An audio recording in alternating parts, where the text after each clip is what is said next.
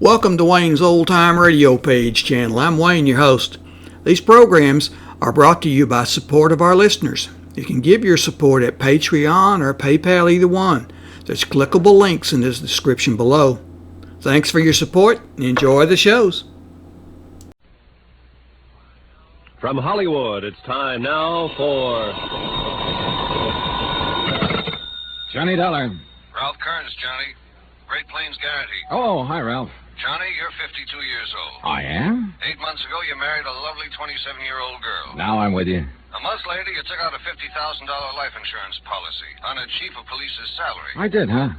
And who did I name as beneficiary? Your beautiful wife. Who else? So? So, 3 days ago, you were shot to death. I had a feeling it wasn't going to last. And 24 hours later, your wife files a claim on the policy. My friends tried to warn me she was fast. Well, there's the setup. What do you think? The same thing you probably do. In that case, you got just 56 minutes to catch the plane. The town is Greensport, Missouri. And watch yourself. What do you mean?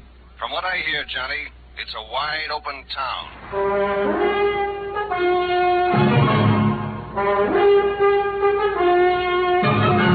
Tonight and every weekday night, Bob Bailey in the transcribed adventures of the man with the action-packed expense account, America's fabulous freelance insurance investigator. Yours truly, Johnny Dollar.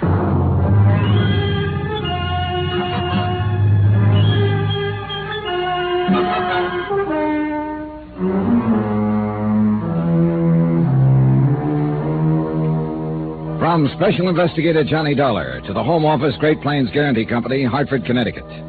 The following is an accounting of expenditures during my investigation of the Open Town matter. Item 1, $84.60, transportation and incidentals, Hartford to Greensport, and taxi to the Townhouse Hotel. I was hoping for a chance to shower and change, look around long enough to get my bearings, and then edge into the case gradually. But it didn't work out that way. The case was already there and waiting for me right in the lobby of the hotel. All dressed up in a shiny black suit, squeaky black shoes, and a neater-than-neat little black bow tie. Oh, am I glad to see you, Mr. Dollar. Are you? Oh, indeedy, yes, I am. I just breathed a great big sigh. Relief, you know, when I heard you tell the clerk your name. That's how I know you're you, you know. You mean there's been some doubt? But of course you'll want to know I'm me, so... Well, I'll swear I had a card in one of these pockets. Well, maybe you could just tell me who you are, Mr. Potzer, Averill P. Potzer. I ought to have a card, though, to make it more official. Oh, never mind. I believe you. I must have given them all away. Don't worry, though. I'll get some more printed and see that you have one before you leave. Well, thanks a lot, Mr. Potzer. And now... wait, Mr. Dollar. You want to talk to me, of course. Will I? Yes, I'm the agent here for the Great Plains Guarantee Company. I'm the one that sold that policy to the fellow that's dead. Oh, so that's it. Of course. He wasn't dead then, you understand. Oh, I'm glad to hear it. Feeling pretty lively, as a matter of fact, what with the new young wife and all that. I imagine so. But now just... Mr. Dollar, you've got to do something about that woman. Oh? Oh, she's driving me crazy. She wants her money, she says, $50,000, and she seems to think I'm carrying it around in my pocket. She's, kind of anxious, huh? I'll tell you how anxious. Chief Blake was shot about 2 in the morning, and at 3 that afternoon, Marty, that's Mrs. Blake, was down at my office after a claim form. Yeah, I understand it was sent airmail special delivery. Well, she insisted on it. Made me take it straight to the post office as soon as she'd signed it. Pretty cold-blooded about it, huh? Well, I've heard Marty Blake called a lot of different things in this town at different times, but never cold-blooded. You follow me? I think I'm ahead of you. You'll know what I mean, all right, when you meet her. I can hardly wait. Man, oh man, wow.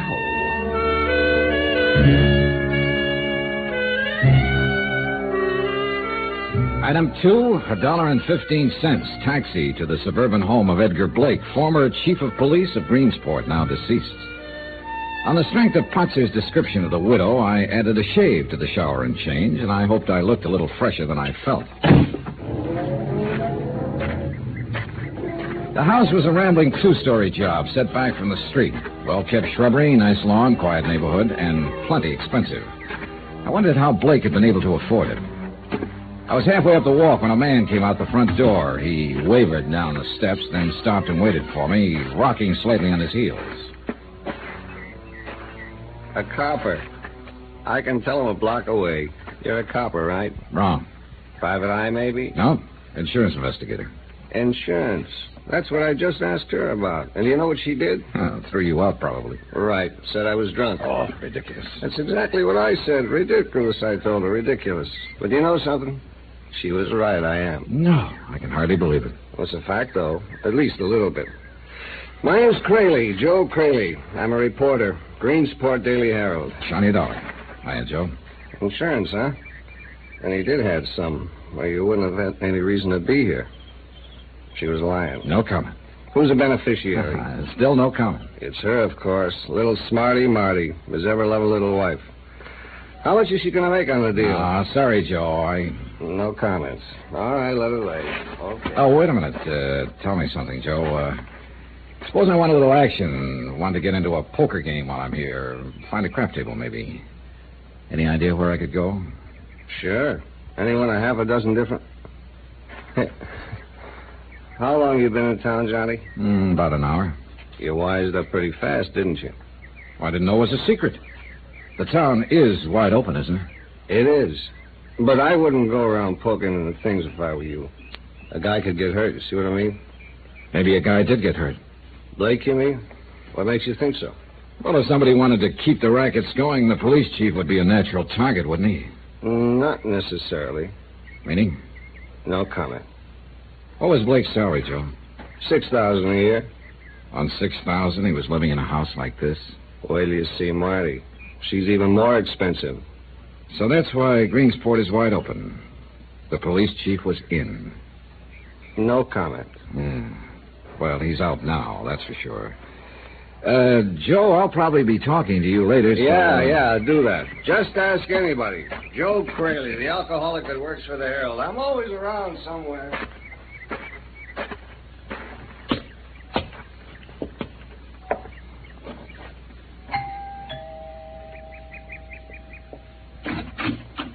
Well, how do you do? This is Blake? Yes, what can I do? Johnny Dollar. I'm representing the insurance company. Oh, come in, Mr. Dollar. Thank you. Come this way. I'm a little surprised, really. I hardly expected them to pay off so promptly. Well, in that case, you won't be too disappointed. Disappointed? What do you mean? I mean, I didn't come here to pay you anything. Then why did you come? I'm a special investigator, Mrs. Blake. What does that mean?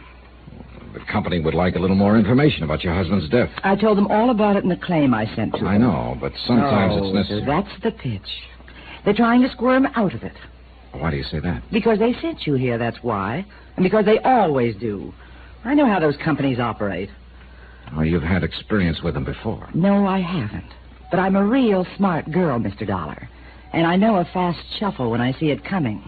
And a smart girl ought to know better than to yell before she's hurt. Why else would they send out a special investigator? I told you why. They want some more information. What information? What is it they want to know? The details, that's all. Exactly how your husband was killed. I told them all that in the claim. I know. He was Look. shot to death with his own gun right here in his own house.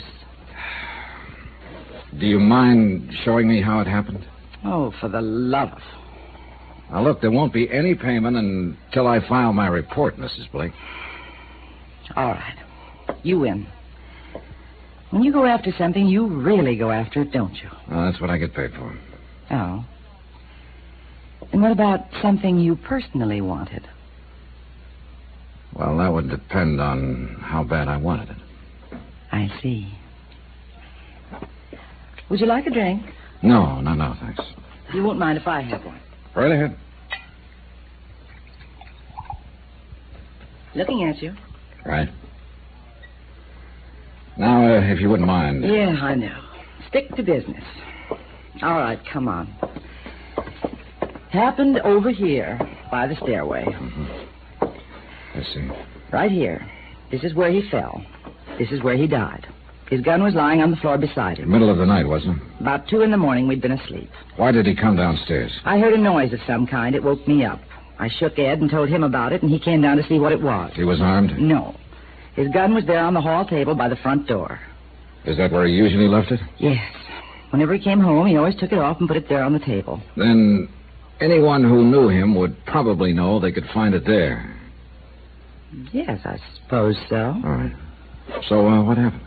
Well, like I said, Ed went on downstairs, and I walked out of the bedroom into the hall. Were there any lights on? Well, not down here. I turned on the hall light upstairs. Did you hear your husband say anything? No, all I heard was the shots, 4 or 5 of them. Then I heard someone run out the front door. And what did you do? I called out to Ed, but he didn't answer.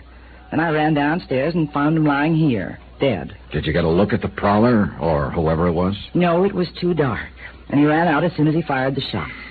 How did he get into the house? The detective said he forced the lock on the front door. I guess that was the sound that woke me up. And then he used a gun that was inside the house that he may or may not have known was inside the house. That's what the police figure. All right. What do you figure, Mrs. Blake? The same thing, I guess. I don't know any more about it than they do. Well, I thought you might have some theory of your own. I'll string along with them. Uh-huh. Just an accidental prowler who got panicky and snatched up a gun that happened to be lying around handy. I guess that's about it.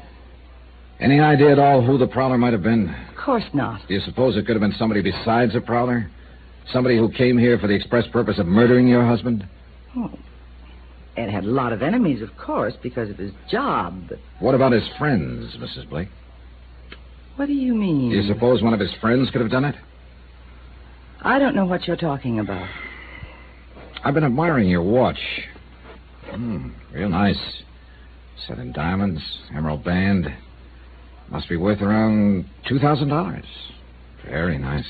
Well, thank you. And this house, the furniture, that car out there in the driveway. On a police chief's salary, Mrs. Blake. I wouldn't know anything about Ed's financial affairs. Who runs the rackets here in Greensport? What rackets, Mr. Dollar? Was your husband in on them? Sure you won't have that drink? All right, Mrs. Blake, play it your way. I thought the insurance company was probably convinced that I was the one who killed him. They're not convinced of anything yet. But they think I did it, don't they? No, but they think 24 hours is pretty fast for a grief-stricken widow to shoot a claim into the office. I am not grief-stricken, Mr. Dollar. So I've noticed. Do I have to be? Is there some clause in the policy? No, you don't have to be. You think I did it, don't you? I think there's a strong chance you did. Then I think you need a little straightening out. I'll listen. Why shall I make it easy for you? Go see Dave Sherman. Talk to him. Dave Sherman? The city attorney. See what he says before you get all lathered up. See if he thinks I'm guilty. All right, I will. And then we'll talk.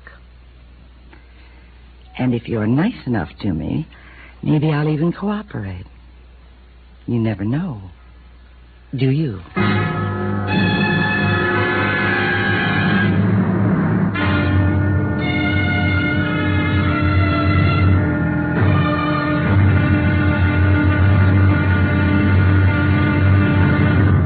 Now, here's our star to tell you about tomorrow's episode of this week's story. Before I do that, please let me say thanks to all of you who are so kind about writing and telling us how much you like Johnny Dollar. It's very gratifying encouragement to all of us who are involved in production of the program, and we appreciate your letters more than you know. As always, I'll try to answer you promptly, but sometimes the mail does pile up. In any event, thanks. Thanks very much for writing. Tomorrow, a smash in the teeth opens things up, and an airtight alibi gets air-conditioned with bullets. Join us, won't you? Yours truly, Johnny Dollar.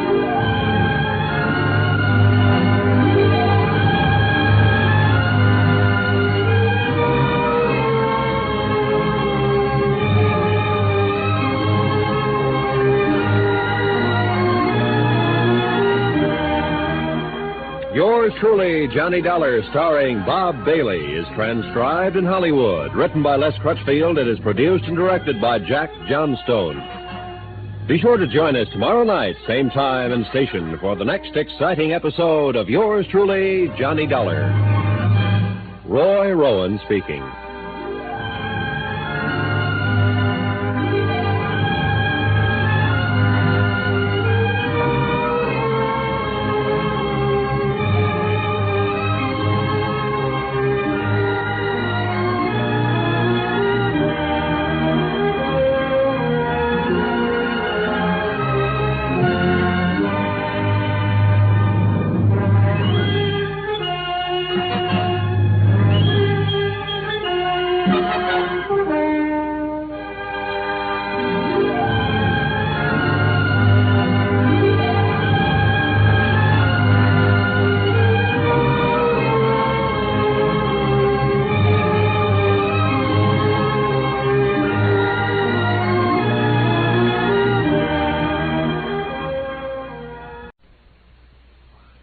From Hollywood.